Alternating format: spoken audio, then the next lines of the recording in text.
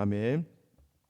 오늘 우리에게 주시는 말씀 요한복음 18장 1절부터 11절까지 말씀입니다. 요한복음 18장 1절부터 11절까지 말씀 우리 함께 읽겠습니다. 예수께서 이 말씀을 하시고 제자들과 함께 기드론 시내 건너편으로 나가시니 그곳에 동산이 있는데 제자들과 함께 들어가시니라. 그곳은 가끔 예수께서 제자들과 모이시는 곳이므로 예수를 파는 유다도 그곳을 알더라. 유다와 군대와 대제사장들과 바리새인들에게서 얻은 아랫사람들을 데리고 등과 횃불과 무기를 가지고 그리로 오는지라. 예수께서 그 당할 일을 다 아시고 나아가 이르시되 너희가 누구를 찾느냐? 대답하되 나사렛 예수라 하거늘 이르시되 내가 그니라 하시니라. 그를 파는 유다도 그들과 함께 섰더라. 예수께서 그들에게 내가 그니라 하실 때에 그들이 물러가서 땅에 엎드러지는지라. 이에 다시 누구를 찾느냐고 물으신대 그들이 말하되 나사렛 예수라 하거늘 예수께서 대답하시되 너에게 내가 그니라 하였으니 나를 찾거든 이 사람들이 가는 것을 용납하라 하시니 이는 아버지께서 내게 주신 자 중에서 하나도 잃지 아니하였사옵나이다 하신 말씀을 응하게 하려 함이로라. 이에 시몬 베드로가 칼을 가졌는데 그것을 빼어 대제사장의 종을 쳐서 오른편 귀를 베어버리니 그 종의 이름은 말고라. 예수께서 베드로에게 이르시되 칼을 칼집에 꽂으라. 아버지께서 주신 잔을 내가 마시지 아니하겠느냐. 아멘. 할렐루야. 하나님은 우리의 기도를 들어주십니다. 왜 기도를 들어주시냐면 우리의 기도가 간절한 바라는 하나님의 자녀의 기도이기 때문입니다. 여러분 믿으시나요? 여러분 기도가 땅에 하나도 떨어지지 않아요. 이제 어제도 이제 우리 교회 우리 청년이죠 전화가 와서 목사님 저 이제 일해요라고 연락을 줬어요. 힘든 시기인데 뭐 좋은 직장은 아니지만 이제 어제는 이제 교회 들렀다가 항상 교회 들렀다가 나가는 길에 이제 저를 인사를 하고 나가잖아요. 근데 어제는 이제 인사하면서 나가면 저도 그래서 야 잘 될 거야 너무 염려하지 마. 제가 너무 이런 말을 남발하는 건 아닌지 모르겠지만 잘 될 거야. 그 힘내라 하고 이제 보냈는데 바로 이제 오후에 전화가 와서 목사님 사실은 어제 교회에서 기도할 때는 어느 곳이든 좋으니까 일할 수 있게만 해달라고 기도했어요라고 하더라고요. 처음에 기도의 제목들은 조금 더 나은 직장, 인정받는 직장, 그리고 조금 다른 사람들에게 무언가를 보일 수 있는 직장에서부터 시작하는 거죠. 여러분 기도를 하다 보면 또 간절한 기도 가운데 하나님이 응답을 하십니다. 응답을 주시죠. 근데 중요한 것은 무엇이냐면 하나님 우리가 그 기도에 더 머물러지길 원하지 않으세요. 더 나아가길 원하시고 더 나아가길 원하십니다. 어느 선까지 나아가길 원하시냐면 하나님의 뜻에 결합되는 조금 더 우리가 성숙한 기도. 그러니까 우리가 원하는 바가 있죠. 이게 아직도 여전히 어제 이제 가만히 있는데 아이한테 전화가 왔어요. 이제 오늘이 어버이날이잖아요. 그러니까 이제 둘째 아들 녀석이 살짝 전화가 아빠는 뭐가 필요해? 라고 물어보는 거예요. 그래서 이제 엄마한테 물어봤더니 이제 아내에게 이제 카톡이 왔습니다. 아까 저기가 전화 와서 아빠 뭐 좋아하냐고 물어봤는데 내가 실수한 것 같아 그러는 거여서 왜 했더니 아빠는 커피를 좋아해 라고 했더니 잘못하면 식은 커피를 사올 수도 있다고. 그래서 제가 아이들에게 이렇게 얘기했습니다. 니네 사실 아이들이 사는 선물이 뭐 저에게 당장 필요한 선물은 거의 없습니다. 그리고 좀 표현이 좀 그렇지만 좀 쓸데없는 걸 많이 사와요. 제가 쓸 수 없는 것들 지금 뭐 별로 필요도 없는 걸 이렇게 사옵니다. 원래 그 마음이 참 예쁘고 중요하지만 저에게 그다지 뭐 그 돈만 그렇게 낭비하는 것 같아서 제가 그래서 그렇게 얘기했죠. 야 그냥 편지나 써라. 아빠는 편지가 제일 좋다. 너 가서 대신에 6줄 이상 써라. 아빠는 그게 참 좋은 것 같다 라고 그렇게 얘기해 줬건만 저희 셋째 아이는 그새 또 가서 자기가 산 선물을 오늘이잖아요. 굳이 자기는 아빠에게 사진을 찍어서 아빠 이거 내가 아빠 선물 주는 거야 하면서 계속 사진 찍어서 보내는 거예요. 제가 보면서 그래도 그 마음이 예쁘고 참 좋지만 그래서 그 마음 그대로 또 제가 마음을 그대로 받지만 이왕이면 그죠. 아직 제 입장에서는 아직 그 돈을 자기들의 돈을 그렇게 쓰기에는 좀 아까운 부분들이 좀 있는 거죠. 이왕이면 자기의 능력 안에서 자기의 맡겨진 하도 내에서 우리가 하나님께 맞춘 그러한 기도로 나아가길 원하시는 거죠. 그 기도의 절정의 롤 모델이 우리가 어제까지 같이 나누었던 예수님의 기도예요. 예수님은 끝까지 왜 무엇을 위해서 기도하셨냐면 자기 자신을 위해서 기도하는 것 같지만 하나님의 영화로움을 위해서 기도하셨어요. 자기 자신을 위하는 그 기도의 이유는 자기 제자들을 위함이었어요. 그리고 마지막까지도 자기 자신을 하나님 앞에 하나 되었다고 강조하시는 그 이유는 자기를 따르는 성도들이 하나님과 하나 되기를 바라는 우리를 향하신 그 기도가 전부였습니다. 그런데 그 기도가 바로 하나님이 원하시는 기도였고 그 기도를 한 이후에 예수님께서 이제 오늘 본문에서부터는 십자가로 향하시는 길들이 나오게 되는 거예요.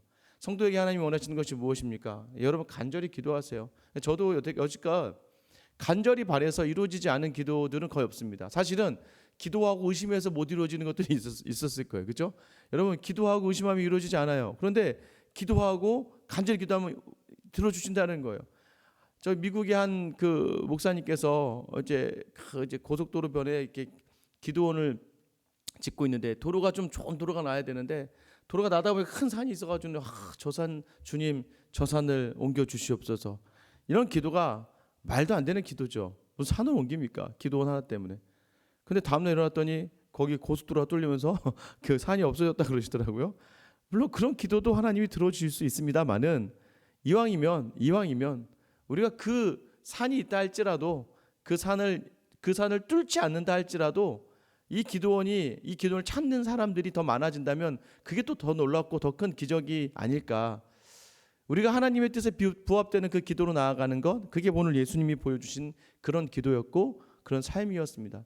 아마 이 본문의 말씀, 어제 17장의 말씀, 다른 성경에서는 전부 다 겟세마네에서 기도하셔서 마지막 끝에 하나님 아버지 이 잔을 내게서 옮기시옵소서. 그러나 내 뜻대로 마시옵고 아버지의 뜻대로 하여 주시옵소서라고 기도하는 그 마지막 기도는 아마 우리 삶 가운데 우리가 드려질 수 있는 하나님께 드릴 수 있는 마지막 기도가 되는 것이죠. 근데 여러분 아셔야 돼요. 내 뜻대로 이루어지는 것이 과연 좋은 것인가? 우리의 뜻대로가 아니라 하나님의 뜻대로. 오늘 본문 마지막에 베드로가요. 예수님 잡혀가는 그 순간에도 자기의 힘을 과시하면서 어떻게든 그러니까 자기 힘이라기보다는 자기 예수님을 사랑하는 그 사랑을요 간절히 담아내며 그 열정 그대로 부어내는 거예요. 어떻게요? 제사장의 종의 그 귀 말고라고 하는 사람이 오른편 귀를 잘라냈다고 얘기하잖아요. 아마 대제사장의 종도 마찬가지였을 거예요. 대제사장을 신봉하고 종교를 신봉하는 사람이니까 가장 앞장서서 예수를 잡고자 했을 거예요. 그런 가장 앞장서 잡고자 하는 그 대제사장의 종을 가장 예수님을 사랑한다고 스스로 생각하는 베드로가 그 귀를 잘라버리고 말거든요. 둘 다 똑같은 거예요. 예수님의 제자임에도 불구하고 여전히 예수님을 사랑하는 방식이 자기 자신의 뜻과 자기 자신의 열정의 선을 넘어가지 못할 때, 여러분 그때 우리도 범할 수 있는 우가 무엇입니까? 우리가 행하는 그 일이 결코 하나님의 일이 아니라고요. 우리 요한복음을 통해서 봤잖아요. 많은 사람들이 예수를 잡아서 어떻게든 잡으려고 할 때 그것을 자기들은 하나님을 섬기려 하는 일이라고 생각했다고 이야기하잖아요. 그 열심이 과연 맞는 것인가 아니라는 거예요. 기도가 간절한 기도와 바람이 있어서 하나님이 들어주시는 그 일들이 참 좋지만 그러나 이왕이면 그 기도를 넘어서 제가 말씀드린 파도를 탈 수 있는 사람, 파도를 거스르며 억지로 뚫고 나가는 것도 기적이에요. 그죠? 맞습니다. 파도가 내게 엄습할 때 그 파도를 힘차게 뚫고 지나가는 것도 엄청난 일이지만 이왕이면 그 파도를 내 놀이 삼아서 즐겨 탈 수 있는 그 사람, 하나님의 뜻에 내 뜻을 맡기고 그 뜻에 맞추어 하루하루를 기쁨 가운데 살아갈 수 있는 그 놀라운 기적의 사람을 하나님이 우리를 통해서 원하신다는 거예요. 오늘 예수님이요 그 간절한 기도 뒤에 이제 1절 말씀해 보세요. 예수님이 이 말씀을 하시고 제자들과 함께 기도로는 시내로 건너편에 가시니 그곳에 동산이 있는데 제자들과 함께 들어가시니라. 이 표현이 굉장히 큰 의미가 있어요. 굳이 기드론 시내를 이야기하지 않아도 되는 기드론 시내를 이야기하죠. 이 기드론 시내가 어느 곳이냐면요, 이 다윗 왕의 아들이죠. 이 반란을 일으켰던 압살롬의 묘가 있는 곳이에요. 그리고요, 이 기드론 시내는요, 에스겔서 38장에 보면 환상을 꾸잖아요. 환상을 볼 때 메마른 뼈들이 일어나는, 그러니까 메마른 뼈들이 있었던 그 곳이 바로 기드론 시내예요. 이 의미는 뭐냐면 이 기드론 시내는 시내지만 결코 어떤 그 식물이 자랄 수 없는 메마른 땅입니다. 그러니까 기드론 시내라고는 하지만 실질적으로 메마른 땅이고 이스라엘 사람들에게 있어서는 죽음을 상징하는 것이에요. 예수님께서 기드론 시내 건너편으로 나가셨다는 표현이 결국은 무엇입니까? 예수님이 이제 하시는, 그리고 또 어디로 올라가셨대요? 동산이라고 해요. 굳이 다른 곳에서 뭐 겟세마네 동산이니 어떤 지명을 이야기해요. 근데 여기서는 그냥 동산이라고 얘기해요. 우리가 요한복음을 처음 볼 때 우리가 어디하고 연결해서 봐야 된다고 얘기했습니까? 창세기랑 연결해서 봐야 된다고 말씀드렸죠. 요한복음 1장과 창세기 1장이 동일하게 진행된다고 제가 한번 말씀드렸었어요. 그러면 여기서 말하는 동산은 무엇을, 어떤 동산을 얘기해요? 창세기 2장 8절에 보면 여호와 하나님이 동방의 에덴에 동산이라는 단어가 나오죠. 동산을 창설하시고 하면서 창세기 2장부터 3장은 계속해서 이 동산과 관련된 이야기를 해요. 동산의 실과를 만드시고 사람을 동산에 두시고 그 사람이 죄를 범하고 그 두 사람이 아담과 하와가 동산에서 쫓겨나시니라라는 그 표현을 요한은 의도적으로 이 기드론 시내와 동산을 이야기하는 거예요. 예수님께서 죽음의 의미를 죽음이라고 상징하는 기드론 시내를 건너서 다시 동산으로 올라오셨다라는 이 표현 하나만 가지고 이제 앞으로 예수님이 하셔야 될 그 사역을 드러내고 있는 것이죠. 그 사역이 무엇입니까? 이 에덴의 동산을 온전히 회복하는 거예요. 그 동산이 무엇이었습니까? 하나님 우리에게 허락하시는 낙원, 천국이죠. 아담과 하와의 죄로 말미암아 실낙원이 되었어요. 실낙원이 무엇입니까? 낙원을 잃어버렸어요. 진정한 낙원을 잊어버리고 말았어요. 그런데 이제는 예수 그리스도를 통하여서 그 죽음의 강을 건너실 것이고 그가 동산을 취하실 것을 오늘 본문을 통해서 요한은 어떤 의미인지를 드러내며 우리에게 말씀해주고 계시는 거예요. 유다도 2절 보면 유다도 이곳을 잘 알고 있었대요. 왜냐하면 이곳은 제자들과 자주 모였던 곳이기 때문입니다. 자, 이제요 동일한 이야기들이 등장해요. 유다가요 사람을 데리고 옵니다. 처음에 누구라고 이야기합니까? 오늘 3절 말씀 보면 유다가 군대가 왔대요. 이 군대는 로마 군대를 얘기해요.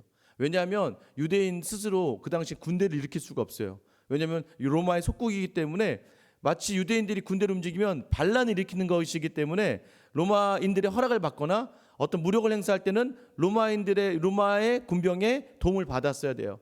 그래서 이 유다와 대제사장과 바리새인들의 아랫사람들, 이건 이제 사설 경비병들을 이야기하는데 이 아랫사람들과 더불어 로마의 이 군대가 왔다. 이 군대는 최소한 200명에서 600명. 그러니까 예수님 한 분을 잡기 위해서 대제사장의 사설 병사들뿐만 아니라 로마의 병사들, 수백 명의 로마의 병사들까지 동원되었다는 거예요. 자, 그 사람들이 다 이제 예수님께 나옵니다. 근데 중요한 건 또 여기서 요한은요, 그냥 이들이 그냥 나왔다만 해도 우리는 딱 느껴지잖아요. 아, 예수님을 잡으러 왔구나라고 느껴지는데 굳이 요한은 이들이 무엇을 가지고 왔는지를 이야기하죠. 무엇을 가지고 왔다고 이야기해요? 횃불과 등과 무기를 가지고 왔다고 이야기해요. 무기는 이해가 돼요.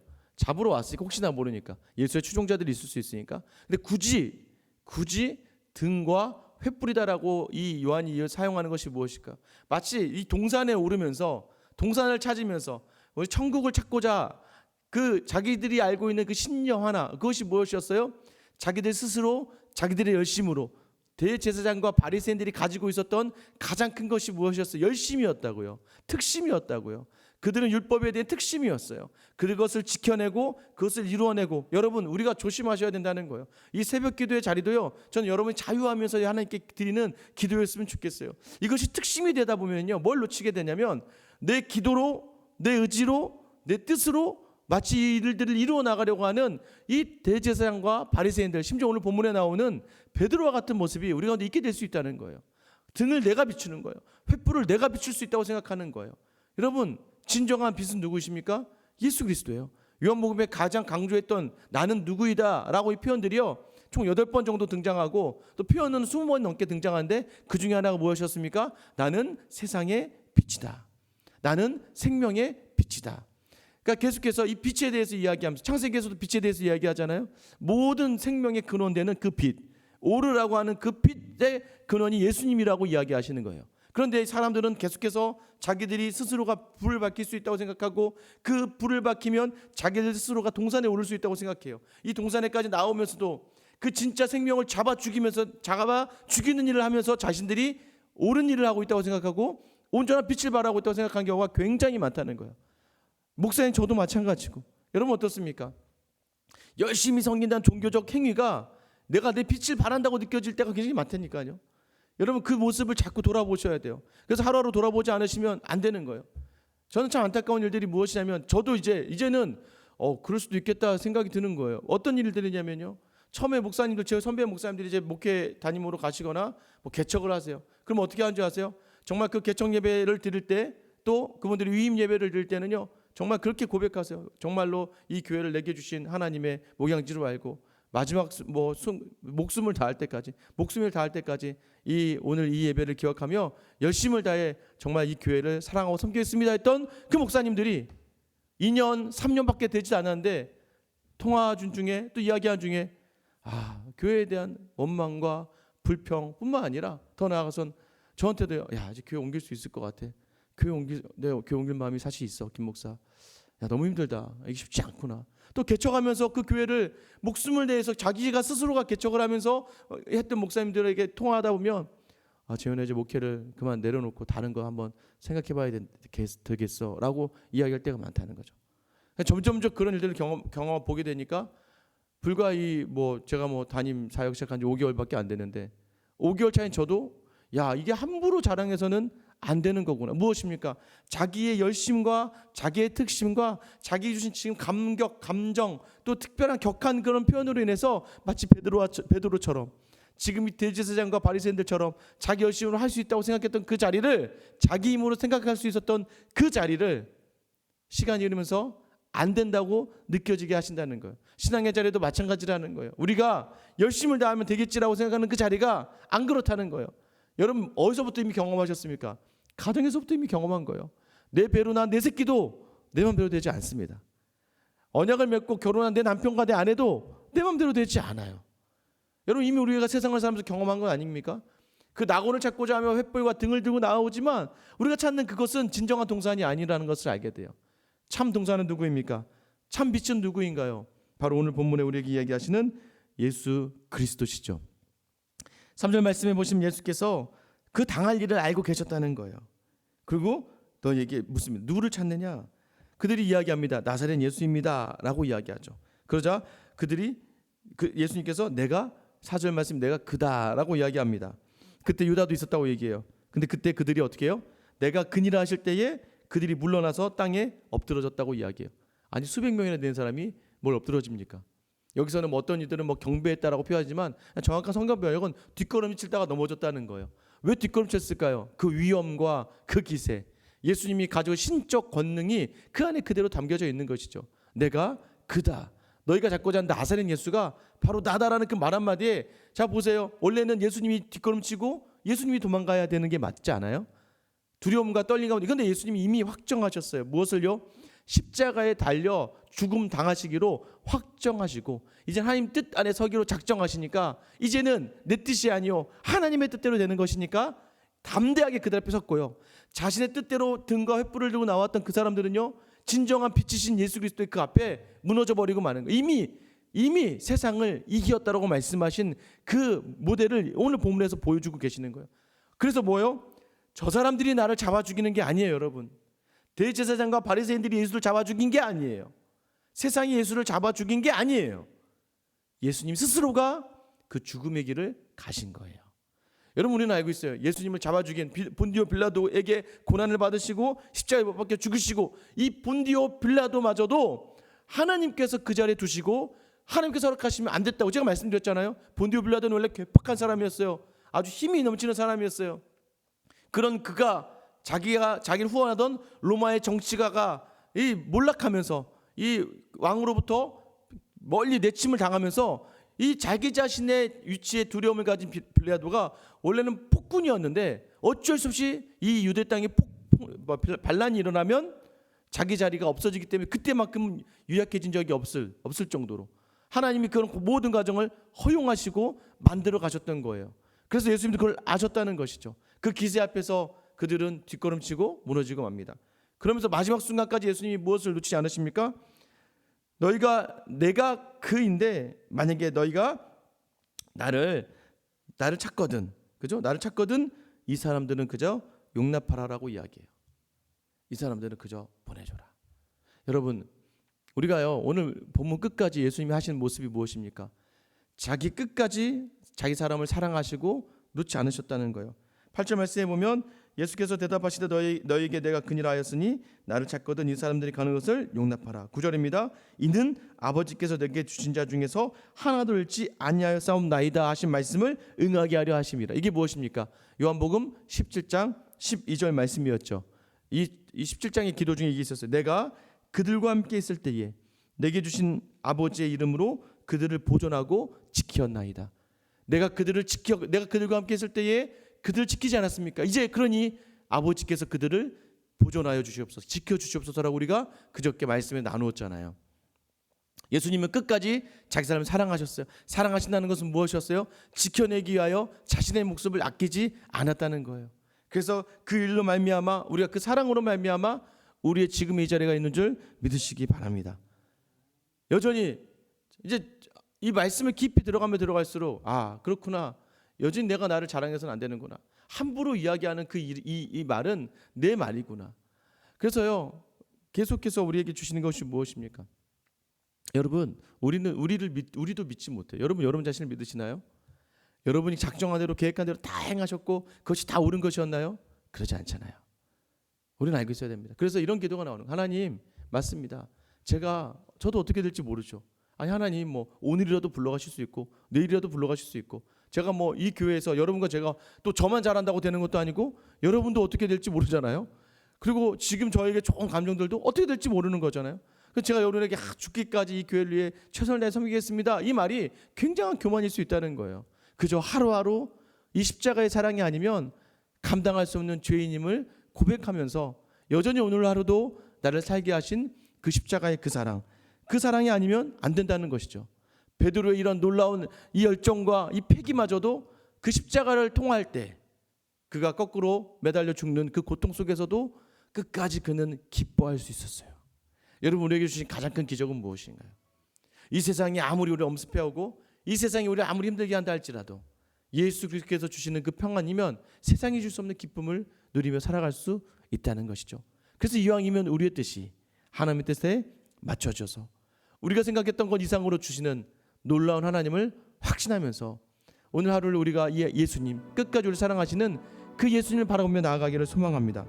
여러분이 속한 곳에서 이 나사렛 이름이 얼마나 능력이 있습니까? 그래서 나사렛 이름이 능력이 있는, 내가 누구냐면 나사렛 예수 그이다. 여러분, 나사렛 예수, 나사렛이요, 보잘것없는 동네예요. 보잘것없는 동네에 유일하게 그 예수가 나셨어요. 예수가 그곳에서 자라셨어요. 마태복음 말씀해 보면요, 마태복음 중에 이런 말씀이 있습니다. 마태복음 2장 23절, 나사렛이란 동네에 가서 사니 이는 선지자로 하신 말씀에 나사렛 사람이라 칭하리라 하심을 이루려 하심이라. 선지자들의 말씀 중에 예수님이 나사렛에서 자랄 것이라고 이야기했고요, 그 나사렛은 보잘것없는 갈릴리의 한 작은 동네였어요. 그런데 왜 나사렛 예수 이름에 능력이 있냐면 그 보잘것없고 천한 곳에서 하나님이 오셨고 그 천한 곳을 세우시고 일으켜 세우시는 능력이 되기 때문에. 여러분, 어떻게 기도하세요? 여러분, 목사님들한테 안 배우셨어요? 귀신이 오고 두렵고 떨면 뭐라고 기도하라고 가르쳐줬습니까? 나사렛 예수 그리스도로 명하노니 사탄아 물러가라. 왜 나사렛 예수 그리스도 이름에 능력이 있습니까? 그 천한 곳에서 그 아무것도 아닌 것 같은 우리를 위하여 하나님이 이 땅에 인간의 몸을 입고 오셨던 거예요. 그 나사렛 예수는 우리와 상관이 있는 분이세요. 정말 나사렛이라는 의미 원은 구별되다라는 의미가 있어요. 이새의 뿌리의 가지에서, 이 가지라는 의미가 바로 이 나사렛의 원어와 같습니다. 이 나실이라는 이 우리를 위하여 구별되게, 우리를 위해 특별히, 우리가 그냥 썩어 죽어져갈 몸이 아니라 그 새로운 뿌리에 접붙여지는 그 놀라운 새로운 예수 그리스도로 말미암아 살아나는 그 역사의 현장에 우리를 부르시고 초대하시는 그 하나님을 우리와 경험하게 하시기 위함입니다. 그래서 우리와 정말 놀라운 관계가 있으신 나사렛 예수, 그 이름으로 우리가 사는 것이고, 나사렛 예수 그 이름으로 오늘 우리가 살아내는 거예요. 오늘 그 이름의 능력이 우리의 삶의 곳곳에서 일어나서 우리의 열심이 아니라 그 예수, 나사렛 예수의 이름으로 말미암아 오늘 하루 우리에게 놀라운 회복과 생명과 치유가 일어나는 귀한 하루가 될 수 있기를 예수님의 이름으로 축원합니다. 우리 시간 같이 한번 기도하실게요. 기도하실 때 역시 여러분 기도하시면 좋겠습니다. 역시 내 힘으로 되지 않습니다. 역시 내 능력으로 되는 게 아니에요. 주님, 맞습니다. 맞습니다. 주님, 나사렛 예수의 이름에 능력이 있습니다. 오늘 시간 기도하실 때 여러분 스스로에게 명하십시오. 나사렛 예수의 이름으로 명하노니 내 몸아, 내 혼아, 내 육신아 하나님 원하시는 곳에 순종할지어다. 하나님, 오늘 내가 기도하는 기도의 모든 제목들이 그 예수님에게, 그 예수의 십자가를 통하게 하여 주시옵소서. 끝까지 우리를 사랑하셨던 예수님, 이제 나를 십자가에 데려간다면 내 제자들을 그저 보내라. 우리를 그저 보내고 살리기 위하여 끝까지 지키시기 위하여 그 하나님의 말씀에 순종하신 예수 그리스도의 그 길을 나로 하여금 가게 하시고, 그 길을 갈 때 우리 안에 기쁨이 떨어지지 않게 하시고 유익이 떨어지지 않게 해달라고, 나를 자랑하는 것이 아니라 그 능력을 자랑하며 살아내는 하루가 되게 해달라고 여러분 기도해 주시고요. 우리 성수회관교회가 그런 교회가 되길 소망합니다. 주님, 이 교회 위에 나사렛 예수의 이름에 능력이 있게 하시고 세상을 이기는 권세로 말미암아 이 땅을 살아가며 하나님만 바라보며 살아가는 우리 모든 성도들 될 수 있게 해달라고 기도해 주시고요. 오늘 선교사님을 위해 기도하실 때는요, 이제 캄보디아를 향하신 조유진 선교사님 위해서 기도하셨으면 좋겠습니다.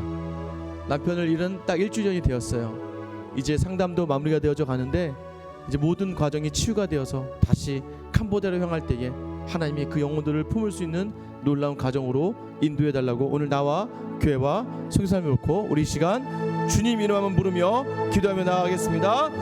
주여